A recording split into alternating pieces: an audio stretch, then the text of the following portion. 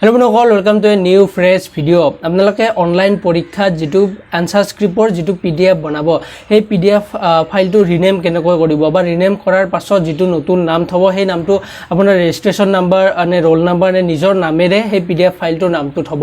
So এই সকলো বিষয়ে এই ভিডিওটোত কৈ আছো। এখন গুৱাহাটী ইউনিভাৰ্চিটিৰ পৰা নোটিছ আহিছে, এইখনৰ বিষয়ে মই আপোনালোকক কৈ আছো আৰু দুটামান ইম্পৰ্টেন্ট পইণ্ট আছে ভিডিওটোত।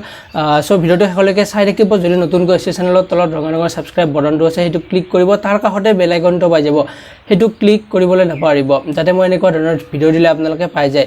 সো ভিডিওটো শেষলৈকে চাই থাকিব। সো ইয়াতে আপোনালোকক এটা এপ্লিকেশনৰ বিষয়ে কৈ দিছো, সেইটোৰ নাম হৈছে এডুকেশ্যন 24। সো গাইজ এইটো হৈছে এপ্লিকেশনটো এডুকেশ্যন 24। এই এপ্লিকেশনটোত বহুত কেইটা বস্তু আছে। প্ৰথমতে আপোনালোকৰ যিবিলাক কিতাপৰ পিডিএফ থাকে অনলাইনত যিবিলাক পায়, আপোনাৰ ডিগ্ৰী হওক বা এইচএছৰ হওক, তাৰ কাৰণে সাবজেক্ট ওয়াইজ কিতাপৰ পিডিএফ বিলাক এই এপ্লিকেশনটোত পাব। এই বুক সেকশনত যদি ক্লিক কৰে ইয়াতে ভাগ কৰা আছে এইচএছ, বিএ, বিএসসি, বিকমৰ কাৰণে বা জিকেৰ কাৰণেও কিছুমান পিডিএফ পাই যাব ইয়াতে, আৰু ষ্টৰীৰো কিছুমান পিডিএফ আপোনালোকে এই এপ্লিকেশনটোত পাব।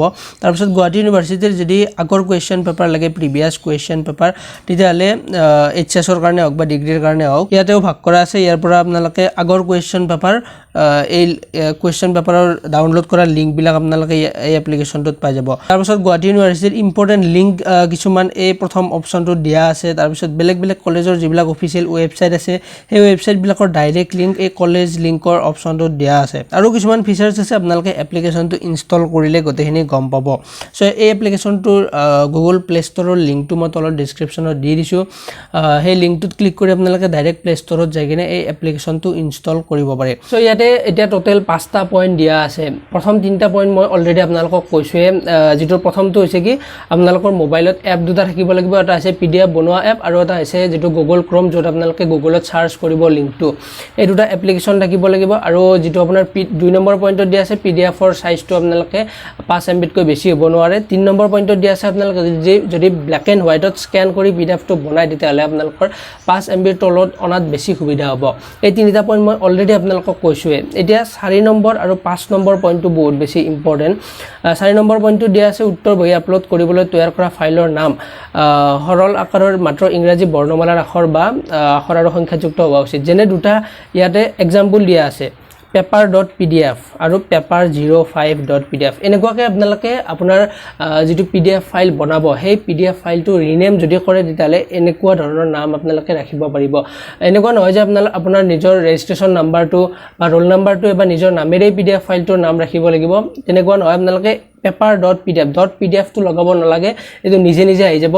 আপোনালোকে জাষ্ট ৰিনেম কৰাৰ পিছত পেপাৰ বুলি লিখি দিয়ক, নহয়তো paper05, যদি 3rd চেমৰ হয় paper03, তেনেকুৱাকৈ আপোনালোকে লিখিব পাৰে।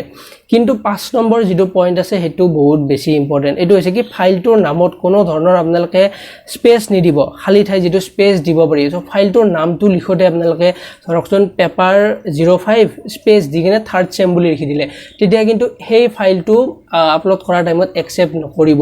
গতিকে আপোনালোকে যি নামে নিদিয়ক কিয় মাজত কেৱল ক'তো যাতে আপোনালোকে স্পেচ নিদিয়ে। আৰু লগতে দিয়া আছে আৰু নাইবা তলত দিয়া বিশেষ চিহ্ন কেইটা থাকিব নোৱাৰিব। এই যিকেইটা চিহ্ন দিয়া আছে মই আপোনালোকক ছাইডত ডাঙৰকৈ দেখুৱাই আছোঁ, এই চিহ্নকেইটাও আপোনালোকে ইউজ কৰিব নোৱাৰে পিডিএফ ফাইলটো ৰিনেম কৰাৰ সময়ত। চ' এই দুটা পইণ্টক চাই কিনে কেনেকৈ ৰিনেম কৰিব সেইটো মই আপোনালোকক দেখুৱাই আছোঁ। চ' ভিডিঅ'টো শেষলৈকে চাই থাকিব।